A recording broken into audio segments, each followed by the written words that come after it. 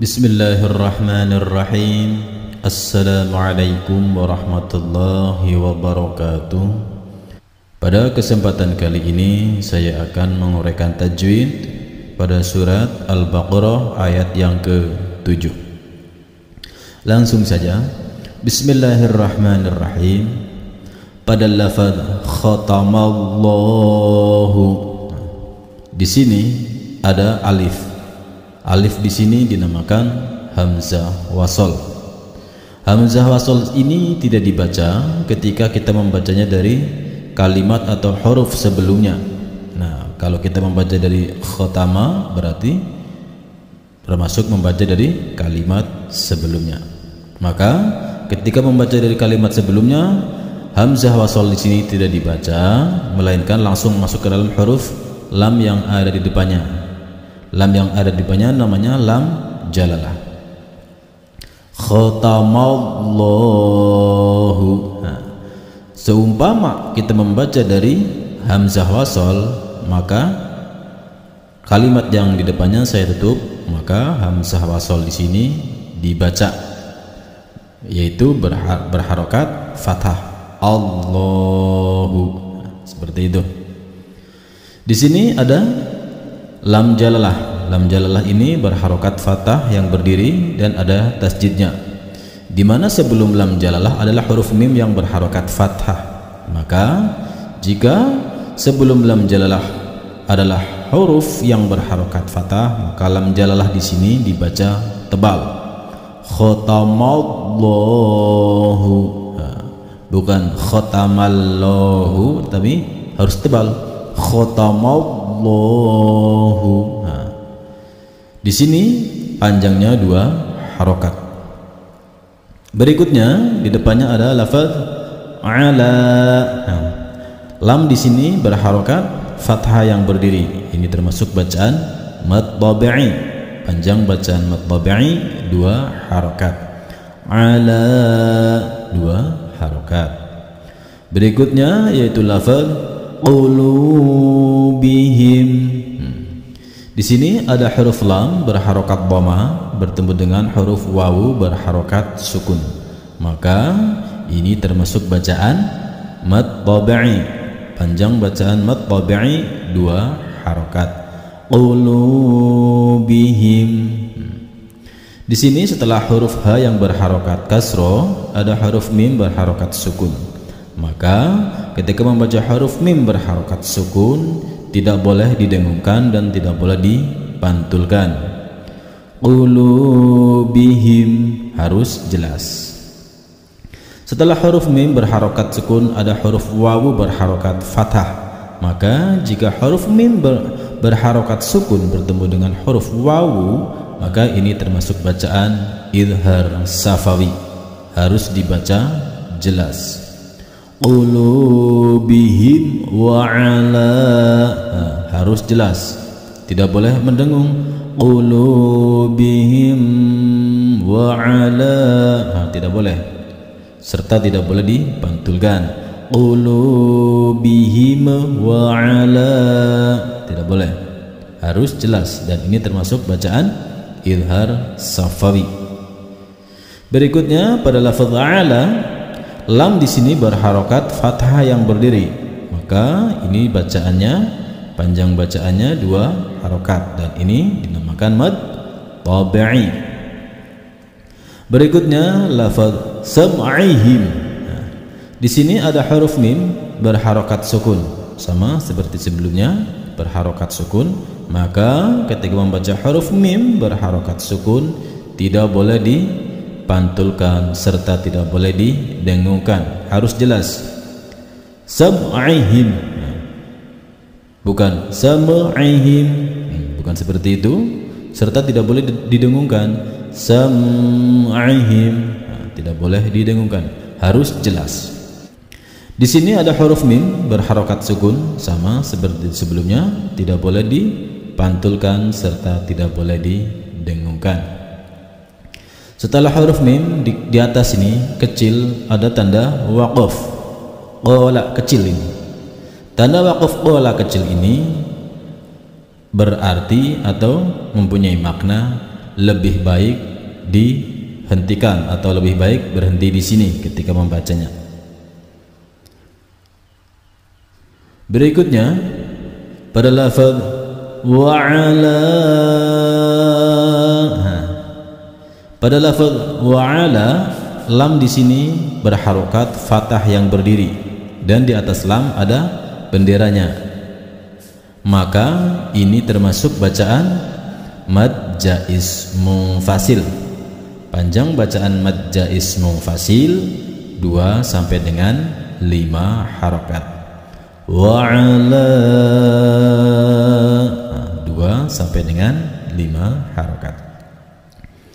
Pada lafaz berikutnya absarihim, di sini setelah alif ada huruf ba berharokat sukun, di mana ba adalah salah satu huruf qalqalah. Maka ketika membaca huruf ba berharokat sukun harus dipantulkan. Absarihim dipantulkan, bukan absarihim.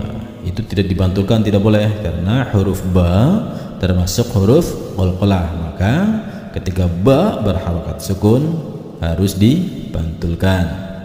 Setelah huruf ba ada huruf shad, di mana huruf shad berharokat fathah dan ada alifnya. Maka shad di sini termasuk bacaan mad tabi'i. Panjang bacaan mad tabi'i 2 harokat. Absarihim 2 harokat. Di sini ada huruf mim berharokat sukun. Maka ketika membaca huruf mim berharokat sukun tidak boleh dipantulkan serta tidak boleh didengungkan. Contoh dipantulkan absarihim, tidak boleh seperti itu. Serta contoh didengungkan absarihim, tidak boleh seperti itu, harus jelas absarihim. Di depan huruf mim berharokat sukun ada huruf ghain berharokat kasrah, maka ini termasuk bacaan idhar. Makanya ketika membaca huruf mim berharokat sukun bertemu dengan huruf ghain, maka harus dibaca jelas. Berikutnya pada lafaz ghisyawatun, di sini ada huruf shin berharokat fathah, shin tebal berharokat fathah dan ada alifnya. Maka ini termasuk bacaan mad tabi'i. Panjang bacaan mad tabi'i 2 harokat. Berikutnya di sini ada tamar butoh, yaitu huruf H yang ada titik 2-nya di atas. Ini dinamakan tamar butoh. Hati-hati, di depan tamar butoh di sini ada huruf wawu, sedangkan huruf tamar butoh berharokat dhammahtain.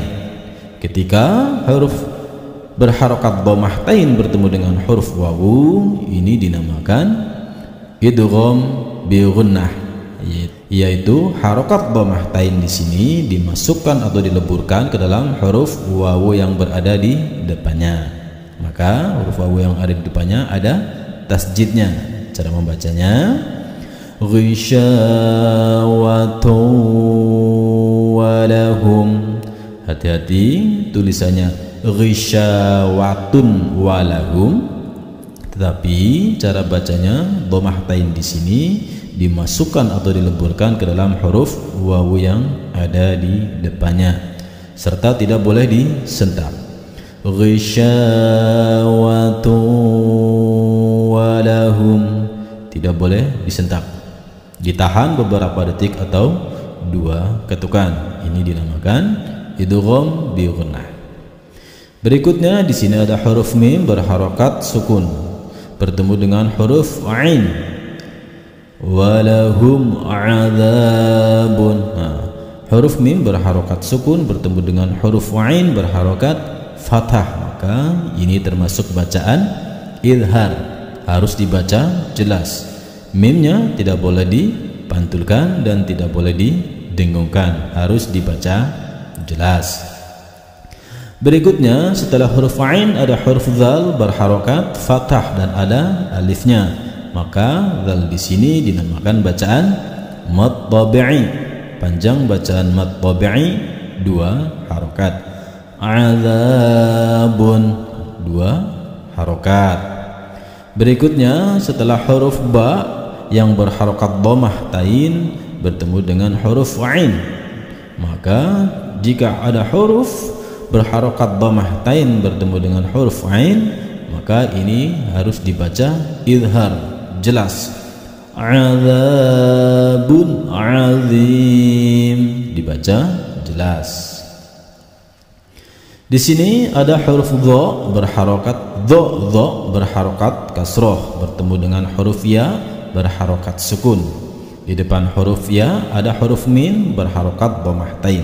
Maka ketika kita berhenti membaca di akhir ayat yang ke-7 di sini, mim yang berharokat dhammah tain berubah menjadi berharokat sukun.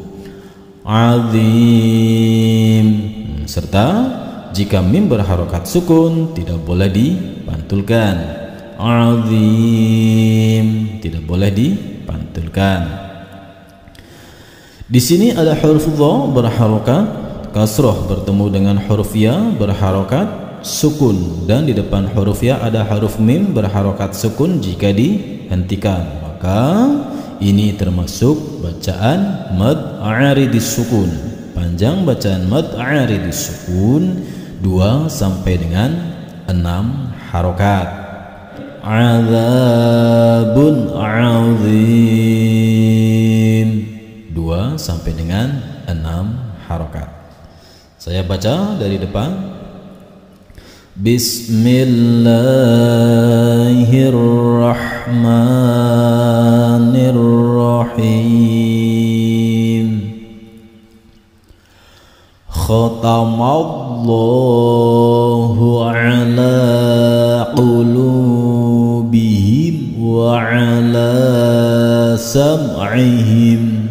Hati-hati, ini ada tanda waqaf qola kecil, lebih baik berhenti. Berikutnya wa ala